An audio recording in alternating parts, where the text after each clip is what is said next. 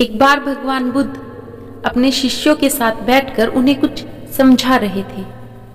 इतने में ही वहां राजा अजातशत्रु आ पहुंचते हैं और बुद्ध से कहते हैं कि हे बुद्ध, जब से मैं तुम्हारा अनुयायी बना हूं तब से सभी लोग मेरे सीधेपन का बहुत फायदा उठाते हैं।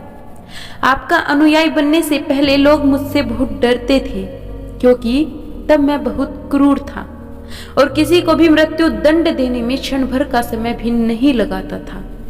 आपका अनुयायी बनने के बाद अब मेरा इन कामों को करने का मन ही नहीं होता और मैं सभी लोगों को प्रेम देना चाहता हूँ, परंतु कुछ लोग इस बात का गलत फायदा उठा रहे हैं और इससे मेरी प्रजा को बहुत खतरा है।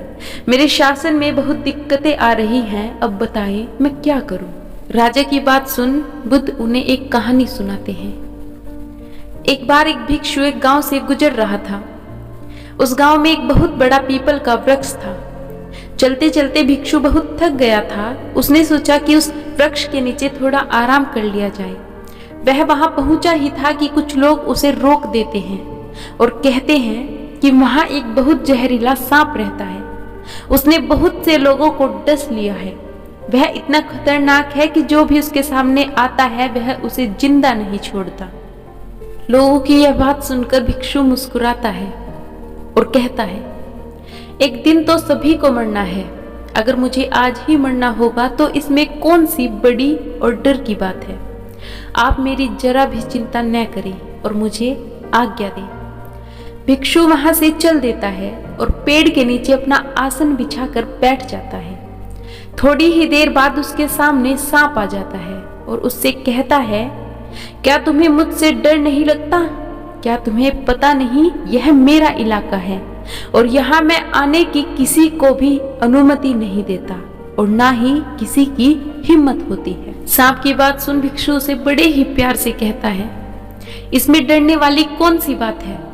तुम जो भी करते हो वह इसलिए करते हो क्योंकि तुम्हें डर है कि कोई तुम्हें मार न दे, इसलिए तुम दूसरों को डराते हो। मुझे किसी बात का डर नहीं, ना ही मुझे मृत्यु का डर है और ना ही जीवन की लालसा है। कोई मुझे नुकसान पहुंचा ही नहीं सकता तो फिर मैं क्यों डरूं? सांप को यह सुनकर बहुत गहरा आघात पहुंचा। उसने आज तक ऐसे ही व्यक्ति देखे थे जो उससे डर कर भागते थे। उसने आज पहली बार ऐसा व्यक्ति देखा जो उससे बिल्कुल भी डरा नहीं। भिक्षु की इतनी बातें सुन सांप उसके चरणों में लेट गया और उससे कहता है, आज तक मैंने जो भी किया अपनी जान बचाने के लिए किया, क्योंकि अगर मैं इस तरह का रूप धारण नहीं करता तो लोग मुझे जिंदा नहीं छोड़ते। तब भिक्षु उससे कहता है, तुम एकदम सही कह रहे हो, लेकिन अगर तुम इस मोह से मुक्त होना चाहते हो तो एकदम शांत हो जाओ, प्रेम से भर जाओ और यह जानो कि एक दिन जीवन समाप्त हो ही जाएगा। इसके लिए बुरे कर्म करने की कोई आवश्यकता नहीं है। इतना कहकर वह भिक्षु वहां से चला जाता है और सांप उस भिक्षु की सारी बातें अपने दिमाग में बैठा लेता है और वह यह तय कर लेता है कि आज से वह कोई भी गलत काम नहीं करेगा। सांप सभी बुरे कर्मों को छोड़ देता है, लेकिन इसका उस पर उल्टा असर पड़ता है। जो लोग उसे पहले देखकर भागते थे अब उसके सीधेपन का गलत उपयोग करने लगे। अब सब लोग उसे छेड़ते, उसे चोट पहुंचाते।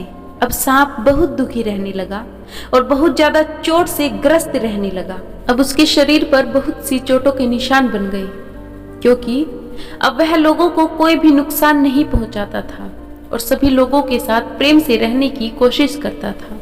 कुछ दिनों बाद वह भिक्षु फिर से उसी पेड़ के नीचे आता है और वहां अपना आसन बिछाकर बैठ जाता है और उस सांप को देखकर बड़ा आश्चर्यचकित होता है कि पहले सर्प की क्या स्थिति थी, लेकिन अब सर्प की क्या हालत हो गई है। और वह उस सांप के लिए बहुत चिंतित होता है और पूछता है कि क्या हुआ। भिक्षु को देखकर सांप कहता है, हे भिक्षु, जब से आपने मुझसे कहा कि मैं शांत हो जाऊं और प्रेम को अपनाऊं, तब से लोगों ने मुझसे बहुत गलत व्यवहार करना शुरू कर दिया, जिससे मुझे जीवन जीने में बहुत कठिनाई हो रही है। अब आप ही बताएं मुझे क्या करना चाहिए। भिक्षु कहता है, हे मित्र, मैंने तुम्हें यह नहीं कहा था कि तुम अपने स्वभाव को ही बदल लो। तुम सर्प हो और क्रूरता ही तुम्हारा स्वभाव है। अगर तुम क्रूरता नहीं रखोगे तो लोग तुम्हें खत्म कर देंगे, लेकिन इसका मतलब यह नहीं कि तुम्हारे भीतर जो उद्देश्य है उसे गलत रखो। तुम्हें भीतर से अपने आप को सही रखना है और बाहर से खुद को वह दिखाना है जो जरूरी है। कहने का तात्पर्य यह है, जब जब भी लोग तुम्हारे ऊपर आक्रमण कर रहे थे, तुम्हें भी अपनी क्रूरता का परिचय उन्हें देना चाहिए था, ताकि उनके मन में यह डर हमेशा बना रहे कि जब भी हम सांप को मारना चाहेंगे तो वह भी शांत नहीं बैठेगा। इससे लोगों के हृदय में तुम्हारे प्रति भय भी बना रहता और तुम्हें कोई नुकसान भी नहीं होता। यह बात सुन राजा अजातशत्रु भी समझ गए कि बुद्ध उन्हें क्या समझाना चाहते हैं।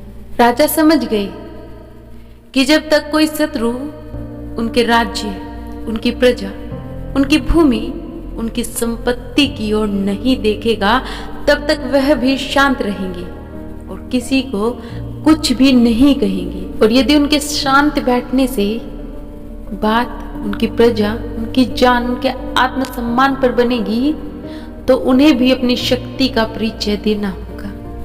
और यही हमारे वास्तविक जीवन में भी होता है। न जाने कितने लोग हमारी सरलता, हमारी अच्छाइयों का लाभ उठाते हैं, जो कि हमारे मन को बहुत पीड़ित करता है। और यह होता भी इसलिए है क्योंकि हम अपने वजूद को पहचान ही नहीं पाए। हम क्या है यह जानते ही नहीं।